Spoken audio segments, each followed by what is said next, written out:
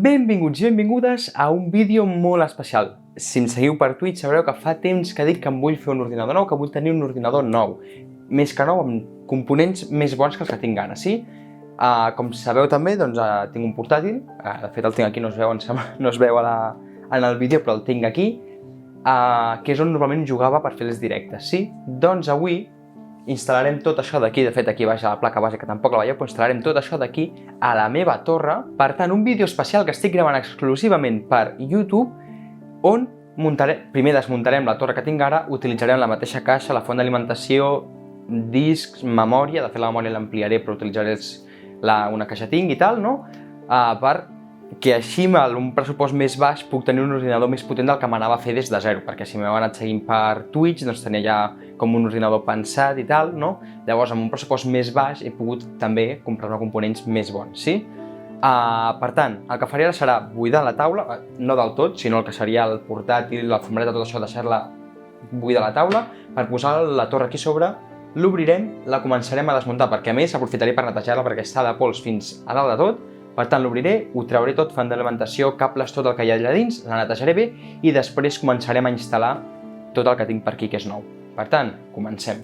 Doncs molt bé, aquí tenim la torre, la començaré a obrir i la buidaré tota.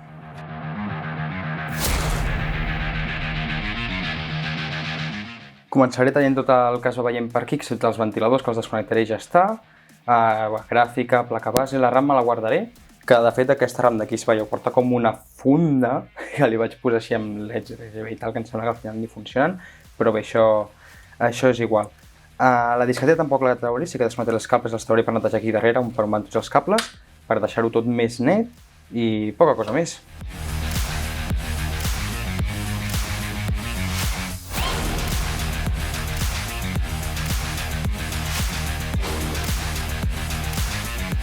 Targeta gràfica que, de fet, ni me'n recordo quina és una GTX... No me'n recordo el model, la veritat, ja. Però és igual, a veure, bonica és. Però bueno, aquesta gràfica em sembla que ja es quedarà per oblidar-la perquè no la posaré cap altre ordinador, per tant, es quedarà per aquí perduda ja. Ostres, ara m'he trobat... Hòstia, nen, quanta pols que hi ha aquí. Està marró. Val, doncs la RAM no la puc treure del tot perquè hauré d'obrir els cables per desconnectar on va connectada, perquè això és que no sé en quin moment ho vaig connectar allà al darrere.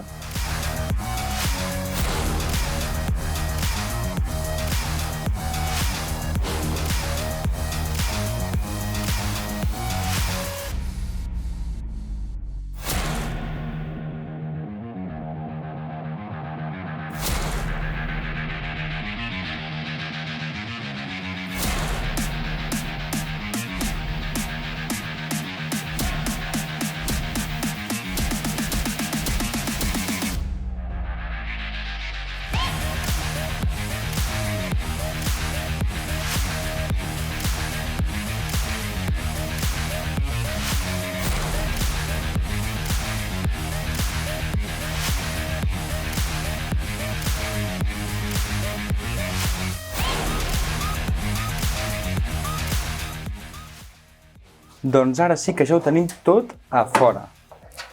A veure, falta treure això d'aquí. Doncs res, ara que faré, netejaré com pugui la torre aquesta que està superbruta per dins i després l'acabem de muntar. Doncs bé, ara que tenim la caixa neta podem passar a veure el hardware. Comencem amb la placa base, una Asus Prime B550MA, que ja ens aporta tot el que necessitem per muntar aquest PC. Important d'aquesta placa base? Que el socket és una AMD AM4, lògicament, perquè si no, no hi podríem instal·lar el Ryzen 9 que veurem després. Port PCI Express 4.0 de 16 pins per la RTX 3060 i 128 GB de RAM DDR4 màxim pels nostres 32 GB que volem instal·lar. Com ja he dit, el processador que instal·larem serà una AMD Ryzen 9. En aquest cas, un 5900X amb 12 nuclis i 24 fils amb una freqüència turbo de 4,8 GHz.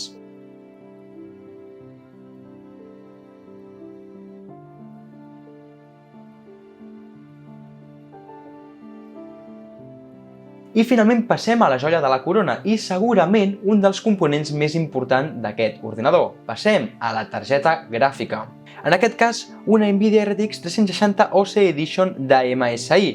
Aquest OC Edition vol dir Overclocked Edition, que bàsicament el processador gràfic de la targeta ja ve amb overclocking de fàbrica. Aquí faré una petita pausa per explicar-vos què és l'overclocking. L'overclocking, bàsicament i resumint, és forçar el processador que treballi a freqüències més altes de les que ho faria normalment. Aquest és un resum molt ràpid perquè realment l'overclocking porta moltes coses darrere perquè funcioni bé, no és tan fàcil com dir-li al processador treballa més ràpid. Per tant, no descarto que més endavant faci un vídeo parlant sobre aquest tema amb més profunditat. Ara, tornem al hardware.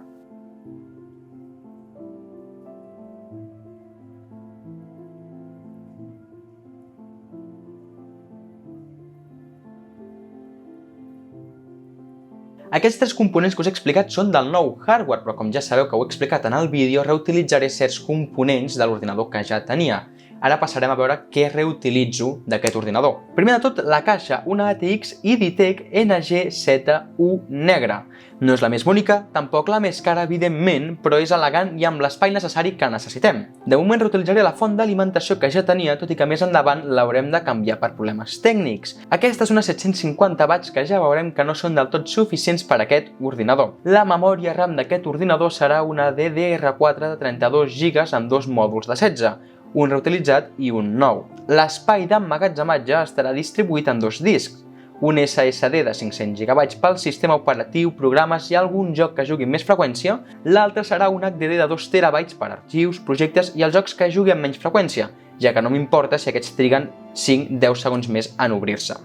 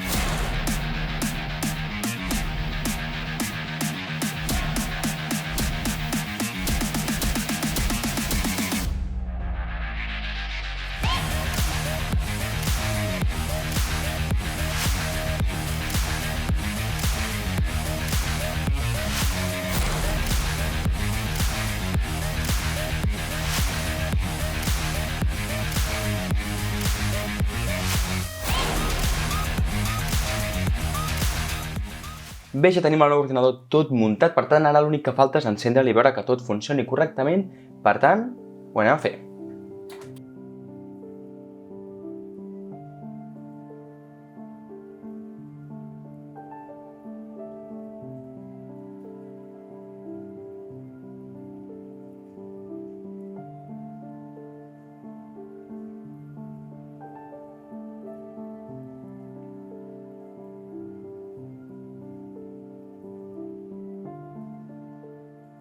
Doncs provarem el Minecraft, ja que és un joc que jugo moltíssim, jugarem amb shaders tot al màxim a veure quin és el rendiment que ens treu aquest ordinador.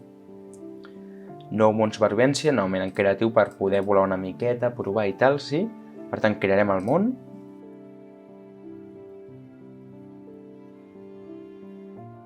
...145 limito, posarem aquí 12 xuncs per anar provant, distància això és igual, vale, fet. I ara a veure quin rendiment... S'ha quedat penjat l'ordinador? Doncs després de la meva increïble interpretació de la gran sorpresa que m'ha importat quan s'ha quedat congelat l'ordinador, us explicaré què ha passat. Jo realment l'ordinador ja l'havia obert, ja havia fet alguna prova, havia actualitzat el Windows, els drivers, tot, perquè a l'obrir-lo gravant doncs ja funcionés tot. Què passa quan ho vaig obrir aquesta primera vegada?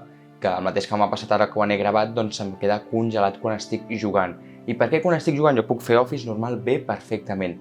Què passa quan estic jugant? Que exprimeixo al màxim l'ordinador, la font d'alimentació no pot proporcionar prou energia, electricitat, com li vulguis dir, a tot el sistema i s'acaba congelant l'ordinador i ja no pot avançar, sinó que s'ha de reiniciar pel botonet, es torna a obrir i tot va perfecte. Per què passa això?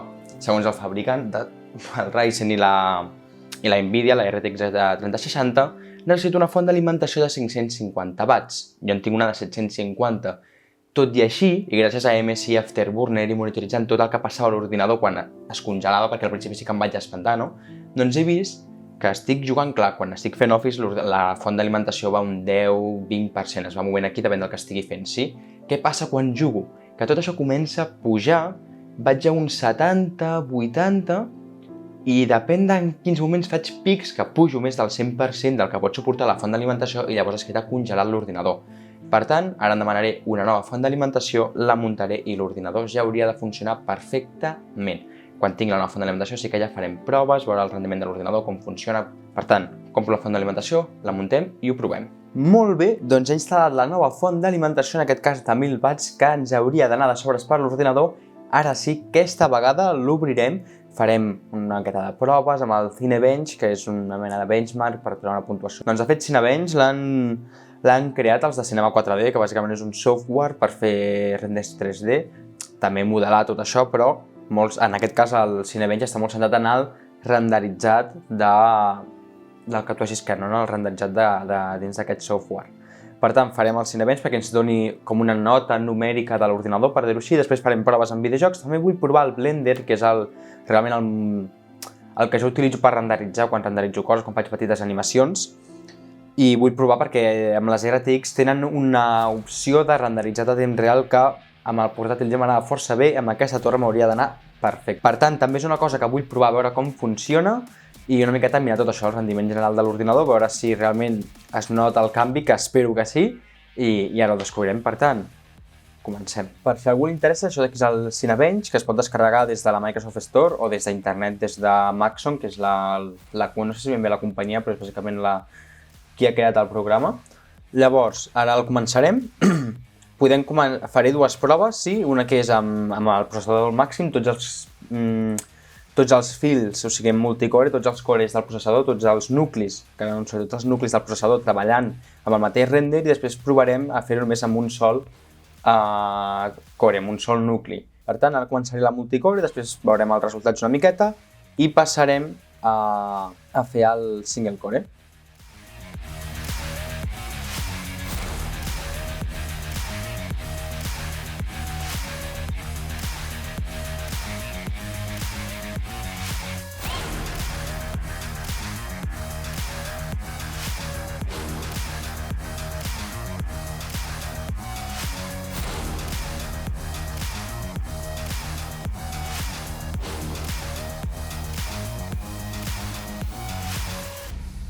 Molt bé, doncs ja s'ha acabat aquesta prova multicore, hem aconseguit 20.027 punts.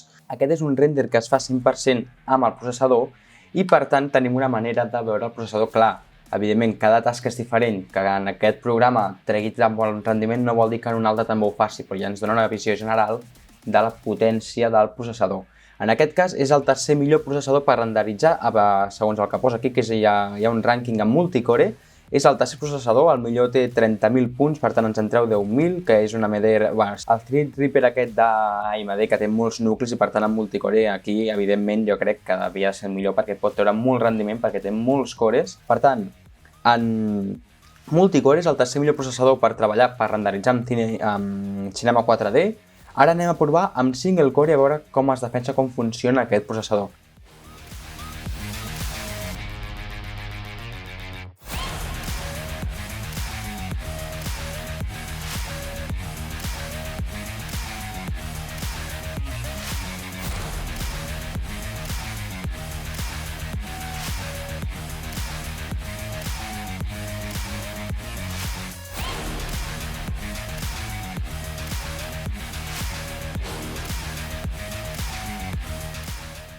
Molt bé, doncs ja he acabat aquesta prova. Aquí teòricament diu que és el processador més potent en single core, però també m'he estat fixant i això no és així, o no hauria de ser així, ja que, per exemple, d'Intel es queden fins a l'onzena generació en el rànquing, per tant aquí hi hauria d'haver d'onzena generació, i imagino que els últims processadors que han sortit més nous aquí encara no hi seran.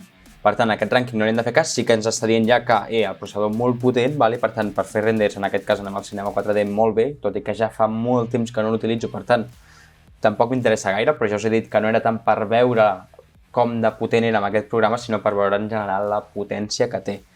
Ara passarem ràpidament al Blender, que aquí el Blender sí que utilitzarem la gràfica per renderitzar. En el Blender no ens donaran aquí uns punts, com sí que fa el Cinebench, però més o menys amb la meva experiència d'haver-lo utilitzat, doncs veure si noto diferència o si no. Per tant, passem al Blender. Molt bé, he preparat aquesta petita escena, sí, i aquí tenim la configuració del que seria el Render Engine, que no surt en català, que seria el Cycles, que és bàsicament fotorealisme amb RTX, bueno, amb Ray Tracing, no RTX, però de nou amb Ray Tracing. Llavors aquí hem activat el GPU Compute, perquè les RTX ara sí poden treballar de forma més ràpida amb el Ray Tracing que no pas el processador. Llavors, el que fa el Blender és que amb la mateixa gràfica ja renderitza, sí, com que ja porta aquests nuclis especials per fer Ray Tracing o com funcioni, encara mateix no ho acabo de recordar molt del tot, doncs utilitza això per renderitzar. Si ens hi fixem, veiem aquí com una miqueta de granulat de noise que se li diu, no, a la imatge, que això quan fas el render final canvia. I això té sentit, ja que si ens fixem aquí, el que seria el viewport, aquest renderitzat ràpid per veure l'escena com quedaria després un cop renderitzada bé, només t'ho fan 1024 exemples o 1024 samples, sí? I si ens hi fixem, a l'hora de renderitzar, això ho pots canviar, evidentment, a l'hora de renderitzar t'ho fan 4096, evidentment, depèn del que vulguis aconseguir, depèn de la dificultat de llum que hi ha, si és una escena més fosca, caldrà més ray tracing perquè no quedi tant soroll, o sigui, tant noise a la imatge, si és una escena més brillantor potser no em farà falta tant, aquí ja tu has d'anar regulant en funció de la imatge, de moment aquí tenim els valors per defecte per provar. Sobretot el que a mi m'interessava era temps real, perquè realment si després ja deixar una nit treballant a l'ordinador, doncs deixo una nit treballant a l'ordinador i no passa res. Per tant, a mi el que m'interessava ara és, o el que m'interessa encara ara, és veure com treballa a l'hora de renderitzar temps real. Evidentment, quan jo em moc, no té temps de calcular, veus? Si jo ara aquí em quedo quiet, doncs pot anar calculant i pot anar afinant com es veu això. Però igualment, va bastant ràpid comparat amb el portàtil, va bastant ràpid, té bastanta qualitat. Aquesta escena d'aquí amb llums de diferents colors doncs sol quedar amb molta noise, evidentment això ara en el viewport, evidentment, però tenim una altra cosa que ens ajuda a treure això d'aquí, que és el denoise, que és per treure-li doncs, de manera, em sembla que funciona amb intel·ligència artificial, imagino, doncs treu una miqueta aquesta noise, sí? Per què dic treu una miqueta? Perquè n'hi ha tanta que no puc calcular bé com treure-la, i a més aquest denoise aquí, com que és pel viewport, doncs tampoc no funciona al seu màxim rendiment, sinó és perquè funcioni ràpid i tu puguis veure com queda. Després el denoise, a l'hora de fer el render final, treballa millor i aconsegueixes un més bon resultat, sí? Però si jo ara faig un denoise, doncs aquí també comença a calcular i veiem que ja queda més bonica l'escena i queda realment com es veurà. M'ha sorprès bastant, no pensava notar tant canvi, que evidentment si mai has utilitzat el Blender, doncs tu potser dius, bueno, doncs quina merda perquè es veu fatal. Però realment, clar, això no ho pots comparar amb un videojoc. Això aquí fa fotorealisme i per tant si t'ha de fotre en un joc potser, dic números ridículs, et fots 100 rajos, bueno, 100 rajos potser no, posem 50 càlculs de ray tracing a l'escena, doncs aquí te'ls fa dels que faci falta, com si te n'ha de fer 10.000, doncs te'n farà 10.000, per això va més lent, sí?